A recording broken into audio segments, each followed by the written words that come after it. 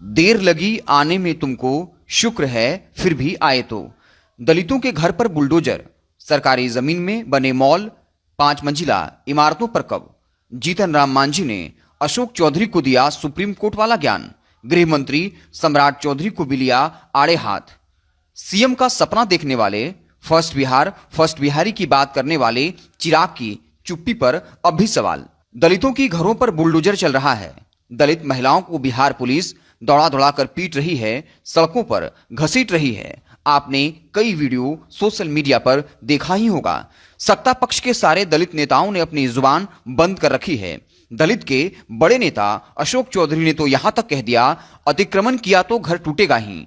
Court का आदेश है, सरकार का कोई लेना देना नहीं है। बात अतिक्रमण की है, दलित पिछड़ा सवर्ण की नहीं। लेकिन जीतन राम मांझी ने अब अपनी चुप्पी तोड़ दी है। सम्राट चौधरी की बुलडोजर पर सीधे तल्ख सवाल उठाए हैं। हालांकि बोलने में मांझी जी लेट हो गए, लेकिन शुक्र है फिर भी बोले तो। जीतन राम मांझी ने कहा, सरकारी जमीन पर बने छोटे मोटे कारोबारियों और गरीबों के आशियाने को तोड़ा जा रहा है, लेकिन सरकारी जमीन पर बने मॉल, 4-5 मंजिला मकान पर बुलडोजर नहीं चला।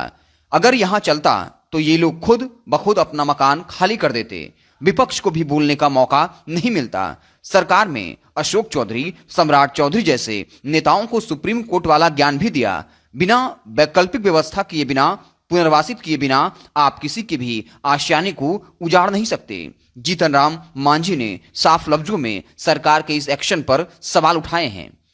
चिराग पासवान की चुप्पी पर अब भी सवाल।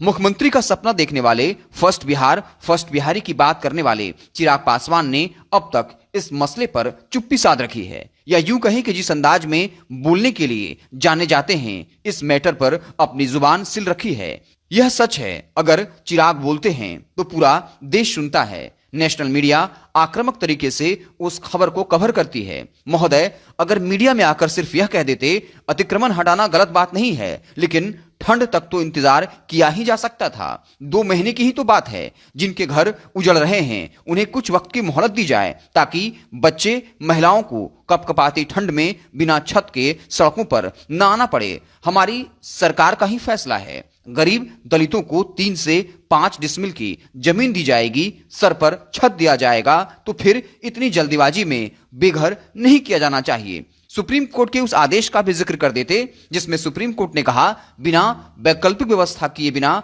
आप किसी के भी घर को उजाड़ नहीं सकते। आश्रय का अधिकार, राइट टू लाइफ का अधिकार मौलिक अधिकार के तहत आता है। खैर, दिलचस्प बात यह है, राज्य के अलग अलग शहरों में रैन बसेरा बनाए जा रहे हैं। मंत्री जी जाकर उद्घाटन करते हुए अपना चेहरा भी चमकाएंगे। रैन बसेरा भी तो सरकारी जमीन पर ही बनाए जाते हैं। कितना विरोधाभास है। एक तरफ सैकड़ों करोड़ खर्च करके ठंड में किसी की जान न जाए सरकार रैन बसेरा बनाती है, दूसरी तरफ कड़कड़ाती ठंड अपनी मुहाने पर खड़ा है, तब लाखों लोगों को बेघर किया जा रहा है, जबरदस्ती घरों से निकाला जा रहा है, महिलाओं को बर्बरतापूर्ण दौड़ा दौड़ाकर पीटा जा रहा है, सड़कों पर घसीटा जा रहा है। कांग्रेस सांसद मनोज कुमार ने भी 0 आवर में सदन में इस मसले पर सवाल उठाया। कहा, दलित आदमी, गरीब आदमी शौक से सरकारी जमीन पर घर नहीं बनाता है, उसके खाने के लाले पड़े होते हैं, पुश्तैनी जमीन नहीं होती, मजबूरी में ही कोई सरकारी जमीन पर छत बनाता है।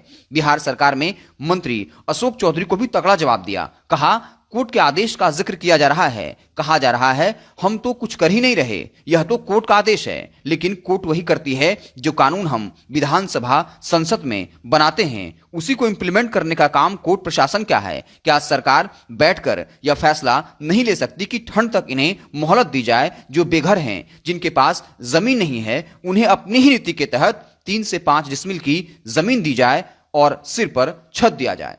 ऐसे आप इस पूरे बुलडोजर प्रकरण पर क्या सोचते हैं? जीतन राम मांझी ने जो सवाल उठाए कि ये बुलडोजर सिर्फ दलितों के घरों पर, गरीबों के घरों पर, सिर्फ छोटे कारोबारियों के घरों पर क्यों चल रहा है, उनकी आशियाने को क्यों जला जा रहा है, जबकि सरकारी जमीन पर ही बने मॉल, 4-5 मंजिला मकान, कॉम्प्लेक्स और जो बड़े बड़े भूमाफिया हैं जिन्होंने सरकारी जमीन अतिक्रमण किया है, उनके घरों पर, उनके मॉल पर बुलडोजर क्यों नहीं चल रहा है? जीतन राम मांझी ने जिस सुप्रीम कोर्ट के आदेश का जिक्र किया कि सुप्रीम कोर्ट ही कहती है कि आप वैकल्पिक व्यवस्था किए बिना किसी के आशियाने को उजाड़ नहीं सकते, क्या कुछ मानना है आपका कमेंट बॉक्स में जरूर बताइएगा।